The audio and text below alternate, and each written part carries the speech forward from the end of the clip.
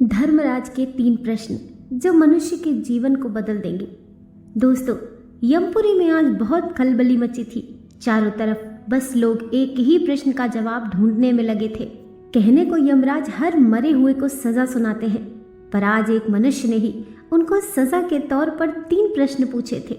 अगर आज इन प्रश्नों के जवाब देने में यमराज असमर्थ रहे तो साक्षात उन्हें यमराज का पद खाली करना पड़ेगा और खुद को मनुष्य के रूप में पृथ्वी लोक में जीवन और मरण का चक्र पूरा करना पड़ेगा। इससे भयभीत होकर आज यमराज, जो हर रोज दूसरों को डराते हैं, उनको डर के मारे पसीने छूट रहे थे, क्योंकि मनुष्य जीवन जीना उनके बस की बात नहीं थी। तो दोस्तों, वे कौन से प्रश्न थे जिन्हें ऋषि भृगु ने यमराज से पूछे थे और उनसे वचन लिया था कि अगर तुम सच में मनुष्य को सजा देने के लिए बने हो तो तुम्हारी अक्ल भी उनसे कहीं ज्यादा होनी चाहिए। ऐसा कहकर ऋषि भृगु ने यमराज के ऊपर प्रश्न उठाया और कहा, उनके जवाब मुझे दो। पहला प्रश्न था कि संसार में सबसे ज्यादा अपना कौन है। दूसरा प्रश्न, बार बार कौन मरता है। और तीसरा प्रश्न था कि दुखी रहने का सबसे बड़ा कारण क्या है। यमराज को काफी सोच विचार करने से पुरानी बातें याद आई, जब महाभारत के सारे सेनानी मृत्यु के बाद यमलोक आए थे। मित्रों, बात तब की है जब पांडवों सहित द्रौपदी भी मृत्यु शैया पर विराजमान हो गई थी। एक एक बीती हुई बातें यमराज को याद आने लगी, जब द्रौपदी सहित 5 पांडव यमराज की सजा सुनाने के बाद अपनी स्वर्ग यात्रा के लिए चल पड़े थे। जब वे हिमालय पर स्वर्गरोहण के लिए गए थे और एक एक करके सभी पांडवों ने अपने शरीर का त्याग किया था। इनमें से सबसे पहले द्रौपदी ने अपना शरीर त्याग दिया था। कहते हैं जब 5 पांडव आगे पीछे चले जा रहे थे तो चलते चलते रास्ते में द्रौपदी बेदम होकर गिर पड़ी। तब भीम से युधिष्ठिर ने पूछा कि ये कैसी आवाज है। भीमसेन ने कहा कि भैया, लगता है हम में से कोई गिर गया है। जब भीमसेन ने पूछा कौन गिरा है, ये देखने के लिए पीछे मुड़े तो युधिष्ठिर ने कहा, पीछे लौटकर मत देखना भीमसेन, इस मृत्यु लोक पर कोई भी किसी का सगा नहीं होता है और हमें इस धर्म मार्ग में किसी के लिए रुकना नहीं है तथा बहुत जल्दी जल्दी स्वर्ग लोक में पहुंचना है। तभी युधिष्ठिर की बात काटते हुए भीमसेन ने कहा, भैया, ये द्रौपदी है जो हम सभी 5 भाइयों की धर्मपत्नी है, जो हमें सबसे प्रिय है। उसने हमारी खुशी के लिए अपना जीवन दांव पर लगाया था। उसने 5 पतियों की पतिव्रता पत्नी का धर्म निभाया था। फिर भी क्यों उसकी पीड़ा आपको दिखाई नहीं देती। ऐसी भीमसेन की बात सुनकर युधिष्ठिर बोले, भीमसेन, तुम गलत हो। मनुष्य का अंत समय उसके सारे गुनाहों की याद दिला देता है। मरने के बाद यहाँ पर कोई अपना नहीं होता। इस जगह पर हमेशा आपके बुरे कर्मों की सजा मिलती है। और द्रौपदी ने भी हम 5 में सदैव भेदभाव किया था। ये कभी अपने 5 पतियों में समान भाव से अनुरूप नहीं रहती थी। ये हम 5 में सबसे ज्यादा अर्जुन से प्रेम करती थी। इसी पाप के कारण इसका पतन पहले हुआ है। फिर भीमसेन और सभी भाई द्रौपदी को वहीं छोड़कर आगे के लिए बढ़ गए। मित्रों, दूसरी बार फिर किसी के गिरने की आवाज हुई। इस बार सहदेव गिर गए थे। भीम ने पूछा, भैया सहदेव, हमारा अनुज बेदम होकर गिर गया है। तब भीम ने रुकने का फैसला लिया, किंतु युधिष्ठिर ने भीमसेन और अन्य भाइयों को न रुकने की सलाह देते हुए कहते हैं, सहदेव को अपनी बुद्धि पर बहुत ज्यादा अहंकार था, जिस कारण से इसका ये हाल हुआ है। इसकी चतुर बुद्धि भी मृत्यु को टाल न सकी।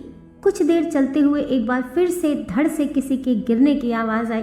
तब भीमसेन ने कहा, भैया अनुज, भाई नकुल है जो बेदम होकर गिरा है। कृपया हमें बताइए, नकुल क्यों गिरा है। तब युधिष्ठिर बोले, नकुल को अपनी सुंदरता का बहुत घमंड हुआ था। इतना सुंदर शरीर होकर भी यह मृत्यु से नहीं बच पाया। फिर से वे सभी उसे वहीं तड़पता छोड़ सभी आगे बढ़ गए। कुछ दूर आगे जाने पर अर्जुन का पैर फिसलता है और वह धम से नीचे गिर जाता है। तब भीम ने अर्जुन के गुनाहों को जानना चाहा तो युधिष्ठिर ने बताया कि अर्जुन को भी अपनी विद्या पर बहुत अभिमान था। वह हमेशा कहा करता था कि वह केवल एक दिन में ही अकेला सारे संसार को जीत सकता है, लेकिन वह सब कुछ झूठ था।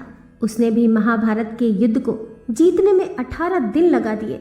अगर अर्जुन को इतना ही अभिमान था अपनी विद्या पर, तो इस स्थिति में मृत्यु को भी लड़कर और जीतकर दिखाए। मित्रों, इस प्रकार से अर्जुन को भी पीछे छोड़ थोड़ा आगे बढ़ने पर भीमसेन भी ठोकर खाकर गिर पड़े। तब भीमसेन चिल्लाकर बोले, भैया मैं जानता हूँ आप मुझे भी लौट कर नहीं देखेंगे, पर जाते जाते मुझे मेरे जीवन के दोषों को तो बता कर जाइए। तब युधिष्ठिर कहते हैं, विशालकाय भीमसेन, तुम्हारा दोष ये है कि तुम बहुत ज़्यादा खाना खाते थे, कभी व्रत उपवास नहीं रखते थे, हमेशा ही दूसरों से ज़्यादा खुद के पेट के बारे में सोचते थे। क्या तुम्हें पता है, देवता भी एक बार भोजन करते हैं, मनुष्य 2 बार भोजन करते हैं, दैत्य लोग 3 बार भोजन करते हैं, और सबसे अधिक तो कुत्ता भोजन करता है। मित्रों, भीम बड़ा ही पेटू था, भोजन भक्त था, उसे अपने बल का तथा अपनी शक्ति का बड़ा ही घमंड था।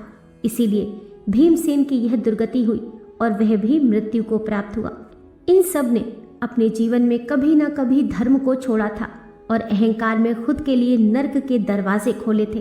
और वहीं दूसरी ओर युधिष्ठिर ने अपने जीवन में हमेशा ही केवल धर्म का मार्ग अपनाया। इसीलिए अंत तक धर्मराज टिके रहे और स्वर्ग के मार्ग पर जाने लगे। धर्मराज के साथ एक कुत्ता भी था। वह कुत्ता उनके पूरे जीवन काल में धरती लोक पर था। मरने के बाद भी वही कुत्ता उनके साथ भी आया। इस कुत्ते ने उसके जीवन काल में अच्छे काम किए थे, इसीलिए उसे भी धर्मराज के साथ स्वर्ग का सफर तय था। अब यमराज को धर्मराज की बातें याद आई। तभी धर्मराज ने ऋषि भृगु से कहा, जिस तरह से परदेश में रहने वाले की मित्र विद्या होती है, घर में रहने वाले की मित्र स्त्री होती है, जिस तरह हर रोगी की मित्र दवा होती है, उसी तरह मृतक का मित्र धर्म होता है। धर्म से बढ़कर कोई सगा नहीं होता, जो मरने के बाद भी आपका साथ नहीं छोड़ता। बाकी सारे सगे संबंधी नातेदार आपका साथ छोड़ जाते हैं। इतना ही नहीं, तुम्हारे पूरे जीवन में जिसे कमाने के लिए तुम पूरा जीवन मेहनत करते हो, वह पैसा भी तुम्हें धरती लोक पर ही छोड़ कर जाना पड़ता है। हे मुनीश्वर, आपके पहले प्रश्न का जवाब यही है। संसार में सबसे ज़्यादा सगा आपका धर्म होता है। धर्म से बढ़कर कुछ भी नहीं होता है। दोस्तों, धर्मराज युधिष्ठिर उस कुत्ते के साथ हिमालय के सर्वोच्च शिखर पर पहुंच गए। उन्हें लेने के लिए स्वर्ग से विमान आया था और देवताओं ने युधिष्ठिर से कहा, महाराज युधिष्ठिर, विमान में विराजमान हो जाइए। ये बात सुनकर युधिष्ठिर कहते हैं, मेरा ये कुत्ता भी मेरे साथ जाएगा। इस पर देवताओं ने उत्तर दिया कि ये कुत्ता स्वर्ग में नहीं जा सकता, केवल आपके लिए ही विमान आया है। धर्मराज कहते हैं कि कुत्ते के बिना मैं स्वर्ग जाने की इच्छा नहीं रखता। एक एक करके मेरे सभी सगे मेरा साथ छोड़कर चले गए, किंतु इस कुत्ते ने अभी तक मेरा साथ नहीं छोड़ा है। और धर्म के अनुसार सगा वही है जो अंत तक आपका साथ न छोड़े। यदि धर्म के मार्ग में कुत्ता भी आपका साथ दे तो उसका भी त्याग नहीं करना चाहिए। यमराज बोले, मुनिवर, आपके दूसरे प्रश्न का जवाब है, जो जीवन की कामनाओं से घिरा रहता है वह बार बार मरता रहता है। जो कामनाओं से रहित हो गया वह सुखी भी है और पूर्ण शांति को प्राप्त होता है।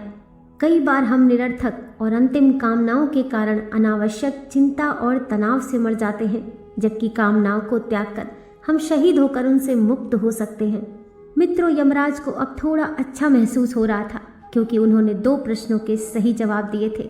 अब तीसरा प्रश्न ये था कि बार बार दुखी कौन रहता है। अब यमराज सोच विचार में पड़ गए। तभी उन्हें धरती लोक पर भ्रमण करते हुए एक दिन का नज़ारा सामने आया।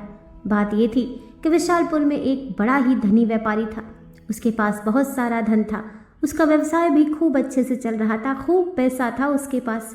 लेकिन एक दिन की बात है, व्यापारी अपने घर में पड़ा पड़ा बेचैन अवस्था में लेटा हुआ था। उसे नींद नहीं आ रही थी, मन में चैन नहीं था, बहुत बेचैनी ही थी। पत्नी ने पति को बेचैन देखकर उससे पूछा, क्या हो गया है आपको? इतने परेशान क्यों हैं आप? कोई समस्या है तो कृपया मुझसे कहिए। वह व्यापारी कुछ भी नहीं बोला, बस शांत पड़ा रहता है। फिर दूसरे दिन भी उसकी यही हालत थी। तब पत्नी ने बहुत जिद की और कहा कि आपको बताना ही होगा कि आप किस चिंता में हैं। तब व्यापारी ने कहा, हे सखी, ये मत पूछो कि मैं किस चिंता में हूँ। अगर तुम भी सुनोगी तो तुम्हारी भी हालत मेरी जैसी हो जाएगी। परंतु पत्नी ने जिद करके पूछा कि आपको बताना ही होगा कि आप किस लिए चिंतित हैं। पत्नी के विशेष आग्रह पर उसने कहा कि हे सुमन, एक दिन मेरे मन में विचार आया कि यदि हमारा सारा कामकाज बंद हो जाए तो फिर हमारी क्या स्थिति होगी। तब मैंने हिसाब लगाकर देखा कि अगर आज हमारा व्यवसाय बंद हो जाए तो हमारे पास इतना धन है कि हम अगली 9 पीढ़ी तक आराम से बैठकर जी सकते हैं, परंतु इसके बाद हमारे पास कुछ नहीं रहेगा। मुझे चिंता इस बात की है कि 9 पीढ़ी के बाद हमारी अगली पीढ़ी के जो बच्चे होंगे वह तब फिर क्या खाएंगे, कैसे काम चलेगा। यही सोचकर मैं बड़ा दुखी हूँ। मुझे इसी बात की चिंता हो रही है। मित्रों, उस सेठ की पत्नी बड़ी ही बुद्धिमान थी। वह बोली, ठीक है, आप चिंता मत करो। कल हम मेरे मायके के संत जी के पास चलेंगे और उनसे अपनी समस्या का हल पूछ लेंगे। आज सो जाओ। मित्रों, पत्नी ने सेठ को किसी तरह से सुला दिया। अगले दिन जब दोनों ही संत के आश्रम में पहुंचे, तब सेठ की पत्नी ने संत को कुछ सामान भेंट के लिए लाया था। वह सब फल प्रसाद उन संत को देना चाहा, तो संत ने रोकते हुए अपने शिष्यों से बोले, आश्रम में अभी कितना अन्न शेष है। फिर एक शिष्य ने कहा, आज रात तक के लिए सब कुछ है, कल सुबह के लिए नहीं रहेगा। तब संत ने कहा, हे देवी, हम तुम्हारी भेंट स्वीकार नहीं कर सकते, क्योंकि इसकी हमें आवश्यकता नहीं है। अभी तो हमारे पास खाने के लिए पर्याप्त है। तब सुमन ने कहा, कोई बात नहीं, आप कल के लिए रख लो। तब संत ने कहा, हमारे कल की आप चिंता ना करें, कल की चिंता हमारे ठाकुर जी करेंगे। हाँ, यदि आज के लिए सामान नहीं होता तो जरूर रख लेते। दोस्तों, पत्नी से व्यापारी पति बोला, सुमन, चलो अब चलते हैं। पत्नी ने कहा, अभी तो आपने अपने प्रश्न का समाधान तो पूछा ही नहीं। तभी सेठ ने कहा, अब उसकी जरूरत नहीं है, मुझे उसका समाधान मिल गया है। संत को कल की चिंता नहीं है और मुझे 9 पीढ़ी के आगे की चिंता हो रही है। जिन लोगों का प्रभु पर विश्वास नहीं होता, उनका यही हाल होता है।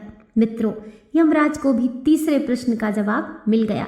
उसने तुरंत ऋषि भृगु से कहा, संसार में सबसे ज्यादा दुखी चिंता करने वाला रहता है।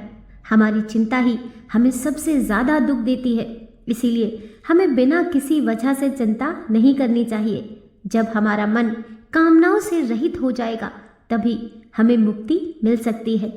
तो दोस्तों, अब मुनि भृगु बोले, बिल्कुल सही यमराज, आप वाकई में यमपुरी के राजा बनने के पात्र हैं। मैंने तो बस आपकी परीक्षा ली थी, मुझे माफ कर दीजिए। अब यमराज को अपनी राजगद्दी जाने का डर समाप्त हो गया।